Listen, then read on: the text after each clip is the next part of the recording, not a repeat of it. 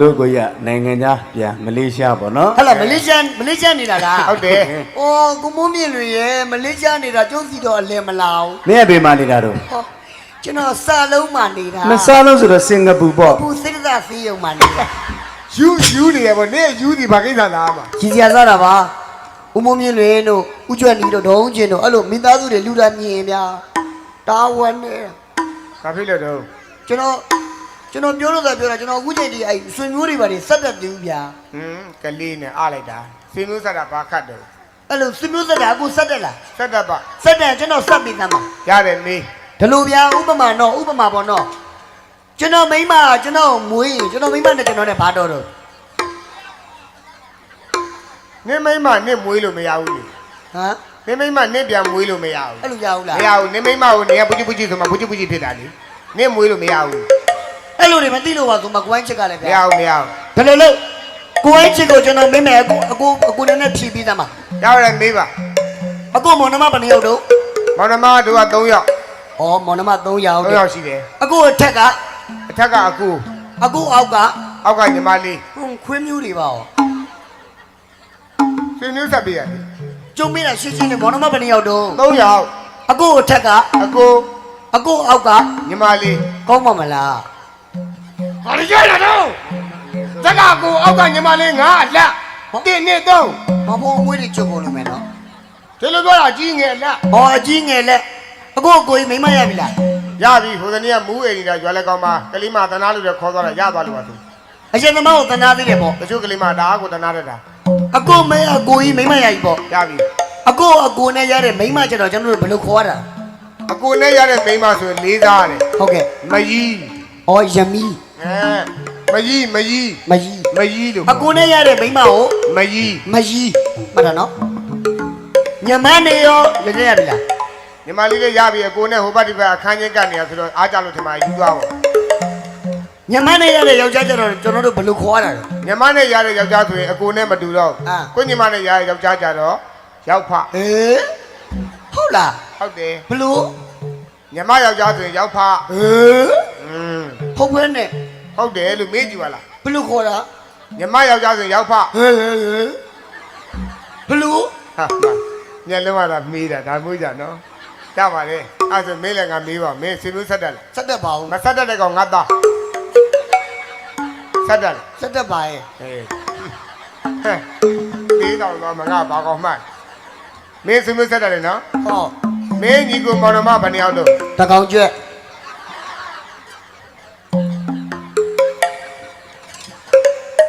မင်းအမေကိုမွေးလို့ပြောလိုက်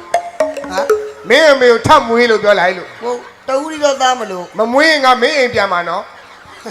မပြန်မနဲ့မွေးသူမွေးခိုင်းလိုက်ပါမယ် ဟေး ဖုန်းဆက်ပြီးမွေးခိုင်းလိုက်မယ်ဟယ်လိုမင်းမွေးတယ်မွေးပြီတဲ့ မွေးမလား ဟုတ်မွေးမှာ ဒီကြရနော် ဘယ်နှစ်ယောက်မွေးရမှာ 3ယောက်မွေး5လုံးမွေး ဟုတ်ကဲ့ဟုတ် 2ယောက်တစ်ခါတည်းထွက်လို့ပြောလိုက် ဟော အမှားဘူးထွက်လို့ပြောလိုက်နော် ဖြွတ် ဟေးဟုတ်မင်းညီကိုမောင်နှမဘယ်နှယောက်တို့ အခုလိုပဲ3ယောက် အထက်ကအ ကိုကြီး အောက်က ညီလေး သမီးတယောက်ထပ်မွေးလို့ပြောလိုက်သမီးတယောက်ထပ်မွေးခိုင်းလိုက် ဟုတ်ဘူးညီကို3ယောက်ချစ်ချစ်ခင်ခင်နေကြတာ မွေးလို့မမွေးဘူးလားငါပြန်မှာနော် သူကဘာလို့အသားကြီးဒေါသထွက်နေအောင်ဟမ် မွေးခိုင်းလိုက်ရမင်းမမွေးခိုင်းထပ်မွေးခိုင်းလိုက် ဟုတ်မွေးတယ် သမီးတယောက်ထပ်မွေးလို့ ဟုတ်မွေးတယ်ဗျ အဲ့ဒါငယ်ဆုံးကောင်ပြန်တွတ်လာ ဟုတ်ဖို့တွတ်လိုက် အေးမွေးပြီနော် ဟော အထက်ကအ ကိုကြီး အောက်က အငယ်ဆုံးကညမ အောက်က ဟောဘာအောက်ကတော့အငယ်ဆုံးပါဆိုမှအောက်ကမျက်ပြူးရဲ့ဘာလို့ကျမလည်းသိအငယ်ဆုံးကညမ အငယ်ဆုံးညီမအားလည်းပါဘယ်လိုပဲဖြစ်ဖြစ်အကြီးဆုံးကောင်အိမ်အောင်ကြိုက် ကြပေါ့ အကြီးနဲ့ရတဲ့မိန်းမကိုဘယ်လိုခေါ်လဲ ဟောသူပဲတင်ပေးပြီးအုံတော်လည်းကောင်းမှုဟောကျအကိုနဲ့ရတဲ့မိန်းမမရှိဆိုတော့ မကြီး မကြီး ဟုတ်တယ် ဟုတ်ပါ မင်းညီမအိမ်အောင်ကြိုက်လား ဒီလားရှင်ဝေးလို့ အခုထွက်လို့ပြောလိုက်ကွာဒီလိုက်ကြီးအခုထွက်လို့ပြောလိုက် မသာသနာပေါ်မှာပျော်မွေ့ အခုထွက်လို့ပြောကြရှင်ထွက်ခိုင်းလိုက်လို့ အဲ့လောက်ကြီးစိတ်တို့တရား ထွက်ခိုင်းရအောင် ဟောထွက်ခိုင်းလိုက်ပါမယ်ဟော ထွက်ကူထွက်ပြောလိုက် ဟောထွက်ခိုင်းထွက်ပြီ ဟာငါကြပါလိုက်မင်းတရားရှင်ဝင်လာရထွက်လို့ပြောရ သူကဘာလို့စိတ်တူနေရတော့ဟမ် ထွက်လို့ထွက်ပြီလား ဟုတ်ထွက်တယ်ဗျ ဟေးမင်းကိုမိမရရင်နော် ဟုတ်ရပြီ မင်းကိုရတဲ့မိမကို မကြီး မ မင်းညီမအိမ်အောင်ကြိုက် အပြိုကြီးလုံးမှာတဲ့ ယောက်ျားယူခဲ့လိုက်ကွာတို့ကြည့်ယူခဲ့လိုက် ယူမဲ့သူမရှိလို့ ယူမဲ့လူမရှိတဲ့ကြွားလိုက်ကောင်ပတ်နေလာအိမ်ခံလိုက်တို့ကြားပါလိမ့်မယ် အဲ့ကျတော့သူ့ဘောတော့ဘိုးကလေး ဘလို့ဒီကွာရောက်လို့ယူခဲ့လိုက်ကွာ ဟောယူရဲ့ ယူလိုက်ပြီးသား ယူရဲ့ ငါသားယူရမလားပြော ယူရဲ့ယူရဲ့ ငါယူရပြူးတွေထွက်လာမှာတော့ရ ယူရဲ့အခုယူရဲ့ အေးငါယူမှာအဲ့ဒါနော်ရရင်ယူရင်နော် ဟော အေးမင်းကိုအိမ်အောင်ကြိုက်လား ကြပြီ မင်းကိုလည်းရတဲ့မိမဟုတ် မကြီး အေးမင်းညီမအိမ်အောင်ကြိုက်လား ကြပါ အေးမကြရင်ငါနဲ့တွေ့မယ်လေကြရင်နော် ကြပြီ မင်းညီမနဲ့ရတဲ့ယောက်ျားကိုဘယ်လိုခေါ်လို့ အဲ့ကောင်ရဲသမားကြီးတို့ကစကားပြော ယာမင်းညီမယောက်ျားမင်းပြောမှာပေါ့ကွာ မဟုတ်ဘူးရဲသမားကြီးမလို့မပြောပဲထားတာ ဇက်သမားလေကိုညီမယောက်ျားကိုညီမမျက်နှာထောက်ပြောပါလေ ဟိုရာမပြောချင်တော့ဘာလို့ပြောခိုင်းညာတော့နော် ပြောပါတော့ခေါ်လိုက်ရင်မပြောလိုက်ရင်ပြောကွာ ကဲခေါ်မယ်လို့ ကိုညီမယောက်ျားဘလို့ဒီခေါ်မှလေကွာယူပြီးပဲ ဟုတ်ပြီ မင်းညီမယောက်ျားကိုမင်းဘလို့ခေါ်လို့ ဘလို့ခေါ်မှာတော့နာမည်ရင်းမဲ့ပေါ့မောင်မြင့်ပေါ့နော်မောင်မြင့်လို့ပဲပေါ့ မဟုတ်ဘူးအဲ့လိုခေါ်ခိုင်းတော့မဟုတ်ဘူး ဘာဖြစ်တယ် အဲ့လိုခေါ်ခိုင်းတော့မဟုတ်ဘူး အဲ့ဒါဘလို့ခေါ်မှာတော့ ညပြန်မပြီးနဲ့ကွာပြောငါပြောလာတယ် ဘာပြောလို့တော့ကျွန်တော်အုံနောက်ကဒါမေးတတ်တာအကိုရဲ့ ဒီချစင်းတော့မပေါ်နော်တေတော့မှာဒီကတေတော့မှာပြောတော့ငါမင်းကိုပြောထားတယ် ဟော ဆွေမတော်ပြီတော်လေ သူဘာတွေဒေါ်လာထွက်နေ မင်းကနေဟုတ်ကဲ့လို့ပြောတော့ဆောင်နေ ဟုတ်မမိတယ် ကလေးတေတော့မှာမျက်လုံးကဖဲပြမှာငါပါမင်းညီမနဲ့ရရကြမင်းဘလို့ခေါ် ဘလို့ခေါ်မလဲဟိုကောင်လို့ခေါ်တာပေါ့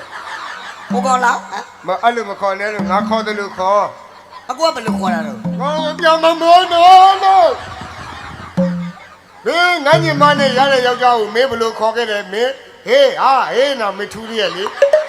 ဟောတယ်ဗျာအဲ့ကောင်နာမည်ဗျာနှလုံးနဲ့ပါ ကြောက်တယ်ဒီကနေ့မောင်မြင့် တေတော့မှာဒီကောင်တေတော့မှာဒီကောင် မောင်မြင့် ကျို့စမ်းတေတော့မှာဟဲ့ပုတ်ဘူးလေကွာ ဟမ် ရှေ့ရလုံးပြောမယ်ရောက် အော်တီရောက်ကောင် မဟုတ်လေရှေ့ရရောက် ရှေ့ရောက် နောက်ကဖ နောက်ကဖ နှစ်ခုပေါင်းတော့ နှစ်ခုပေါင်းတော့ ငင်းပေါင်းလေနှစ်ခု မို့စလုံးမပေါင်းတတ်လို့ ရှေ့ရရောက် ရှေ့ရောက် နောက်ကဖ နှစ်ခုပေါင်းတော့ ပေါင်းတော့ ပေါင်းမမပေါင်းတတ်တာနော်နည်းနည်းလေးရှေ့ပြောပြမှာပေါ့ ရှေ့ရရောက် ရှေ့ရောက် နောက်ကဖ နှစ်ခုပေါင်း နှစ် တော့ ခုပေါင်းတော့ ကြောက်ဖ ဟေး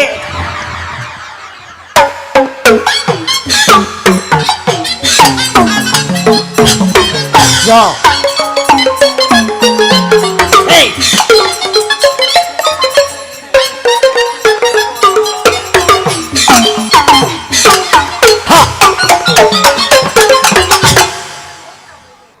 စာလာတယ်အိုလေးလေးစာလာတယ်စာလာတယ်အိုလေးလေးစာလာတယ်ချောဖတ် ရှိရသူထွက်မှလာလို့ ဖတ်လိုက်ဆိုလည်းပြီးတဲ့ဟာကိုရှာရှည် မို့တချင်းလေးကိုဆိုခြင်းလို့ ချီတုံးအမောက်တိုင်တို့ကိုစောက်ပြီးကိုပေါက်စီ ကိုပေါ့စီ ရှင်းမျက်နာဟာကျမဟာတဖားလဲ အတူတူပဲကိုကလည်းရှင်းမျက်နှာဟာကျမဟာတနေ့မှမင်းမရပါဘူးတကားတဲ့စက်ဖက်လေးစက်မဖက်ပဲနဲ့ရှင်းမျက်နှာဟာကျမဟာဆိုတော့ကျုပ်မျက်နှာမပြတ်တဲ့လည်းဖြစ်နေပြီလေကွတကားတဲ့ကွာစောင်းစပတ်ကိုစပတ်နော်ကိုစပတ်အေးလို့ ကိုစပတ် ကားလားတို့ကိုပေါက်စီတဲ့ရှင်းမျက်နာဟာကျမဟာ တနေ့မှမင်းမရပါ ဒီ ဘူး နေ့မှမေးမရပါဘူးတဲ့ ဟုတ်ကဲ့ ရှင်မောင်ကောကံပါတယ်ဆိုတဲ့ ဟုတ်တယ်ဗျကျွန်တော်ပွဲပေါ့နော် အဲ့ဒါကျမကိုဘာလို့မပြောတာလဲတဲ့ သူဖုန်းမအောင်မှာဆိုလို့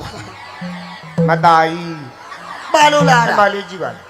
ဟောမတ်တာကြီးရတဆင်ဖုန်းဆက်သေးတယ် ဟုတ်ပါဘူးမတာကြီးပါလေဒီမှာမတာကြီးတဲ့ကျမအခုကျမလိုက်ခဲ့မယ်နော်တဲ့ လိုက်ခဲ့လေ ကျမလိုက်လာရှင်တချင်းဆိုပြမှာလားတဲ့ မင်းသားလိုက်လိုက်ဆိုပြမှာပေါ့ တွန်းထဲကသိမ့်တန်ရဲ့ ဟုတ်တယ်တွင်းနဲ့ရောက်နေတွန်းတင်းသိမ်းတာ တွန်းထဲသိမ့်တန်ရဲ့အတီးတရာအညာတစ်ပြုတ် ဖို့အတိတရားညတခု အဲ့ဒါဆိုပေးပါတဲ့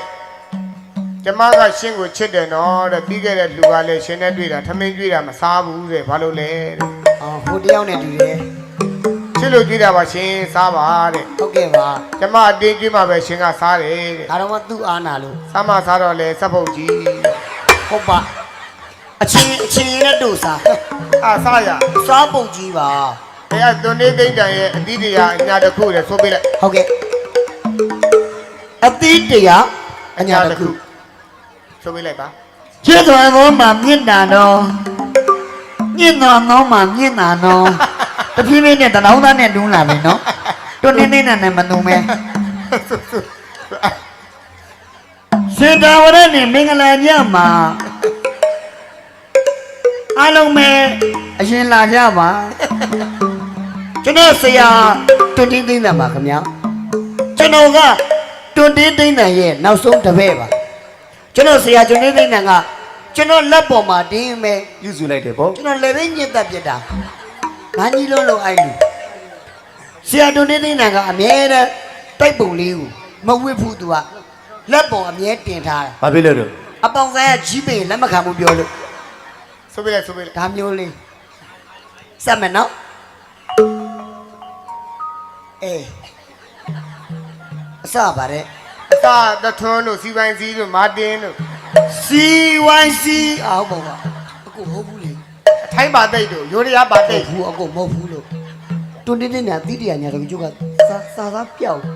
ဟာစာသားပြောက်လို့တဲ့နောက်သူကြမှာလို့ အကျဉ်းမပြောနဲ့လေဟိုကလေးမလေးကကိုယ့်ကိုချစ်လို့တကူးတကဒီတိလာတာကို မရဘူးပြောရတယ် မရလေဒီလိုပဲရောချမှာပေါ့ ဟာ အကိုရလား ငါတောင်းတာမဟုတ်မင်းတောင်းတာ အကိုစာသားရတာကပြောပါ ရရစာသား ချလားချတယ်လို့ကလေးမလေးမရိပ်မိအောင်လို့ဘေးကနေကိုဟန်ကိုရလို့ပြကျွန်တော်အဲ့ဒီဟန်ကြည့်ပြီးကျွန်တော်စိုးမယ် ဟမူရရရင်ရရ မမားသေးရအောင် အဲ့ဒါငါဟမူရလို့ပဲမင်းငါဟမူရကြည့်ပြီးသေးချဆိုနော် အကိုလည်းမမားသေးနဲ့နော် အေးငါလည်းမမသေးရမင်းလည်းမမသေးနဲ့ မမားသေးလို့ တချင်းကဒီကစားတာဒီမှာကြည့်ငါကြည့် ဘယ်သာ တချင်းကဒီက ဩခါရနေ ညောင်းလို့ပါမဟုတ်ဘူးလေဟိုဒီမှာကြည့်ပါခေါင်းလောင်းတာ ဘဲနှုတ်ခေါင်းလောင်းอ่ะ သူတို့သိပါတယ်ကွာမင်းသူတို့သိပါတယ်ခေါင်းလောင်း အဲ့ဒါခေါင်းလောင်းပေါ့ ဟုတ်တယ် အစခေါင်းလောင်းနော် အေးဟုတ်တယ် ခေါင်းလောင်းတဲ့ အဲ နာပိတ်ထား နာညီလို့ပါဟာရခေါင်းလောင်းတာတညာညာ ညံ့လာလား ညာလို့ပိတ်ထားလေမညာဖွင့်တာပါပေါ့ ဒီလိုလုပ်ပြလေ ဟာညာလို့ပိတ်ထားတာ ပြီးတော့ခေါင်းလောင်းတဲ့တညံညံတောင်းနဲ့ ချိုချင်းပေးဟိုဟာငါတောင်းလာ ਈ လား ဒီမဟုတ်တော့ မဟုတ်ဘူးလေကွာခေါင်းလောင်းတာတညာညာပေးတဲ့ပေးနေတာ ပေးဒီလိုပေးလေ ဟာသူပြီးတာပေါ့ကွာ ပြီးတော့ မင်းပြုတ်ကြတယ်ကိုပြုတ်ကြတယ်မှာခါ ခေါင်းလောင်းတဲ့တညံညံပေးတဲ့လက်ညှိုးထိုးတဲ့ ဆွာဟဲ့ဟာရှောက်ပြောနေလို့ရွာเจ้าကို ဘာကြောင့်ဟိုဘက်မှာ ဖះထူတယ်ကိုเจ้าပေါ့ကွာ တပည့်လို့ ဒီကကိုပြုတ်ကြတယ်မှာ ခေါင်းလောင်းတဲ့တညံညံပေးတဲ့ရွာเจ้าကိုခုံဆွလုပ်တယ် စောက်ကနေကြောထနေတာပြေးတာကွာပြေးနေပြီလေ ပြီးရင်အတကုံကြီးလီ ဟာပြေးရမယ်လေ ပြီးတော့လို့ပြင်းမြင်မိရင်အုံနောက်ပြက်နေတဲ့တငယ်ကြီးရေ ကျွန်တော်ဟာအယူอ่ะတတိယတာကွာ ဒီကရင်ဘတ်ပုံလေး တတိယတာဒီမှာ ပြီးတော့လို့တရိယာနေတဲ့တငယ်ကြီးရေတို့များပူကွာ မြင်းမြူတော့မှာလားငဲတာကွာငဲတာ ငယ်ရင်ဒီလိုလုပ်ပြလေ ငဲတာကွာ ကပ်ပြီးတော့ဗျတို့များငယ်တုန်းကဒီလိုခွဲပါလို့ရေ နှစ်ချမ်းတော့ငါဝင်လန်းကွာ ဟေးပါမသိလို့ပါရွာဝင်လက်စီကနေလက်ထိတ်ကြီးနဲ့ဟာ နွားခိုးလို့ပါလက်ကြီးရှက်တာကွာ လက်ချင်းဆက်ဒီလိုဆက်ပြ ဒီနေ့မှာတခိုးတွေကိုဖြစ်လို့ကွာ တပည့်အောင်မသိ လက်ကြီးရှက်တာ လက်ချင်းဆက်ခါပြီးကလွားကကြောင်းတက်လာကြတာတွေ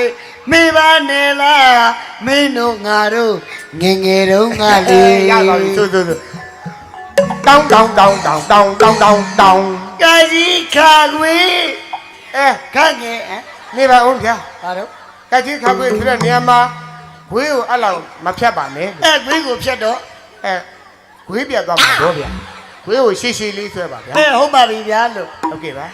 ကာကြီးခါခွေ အဲနေပါဦးဗျာ ဘယ်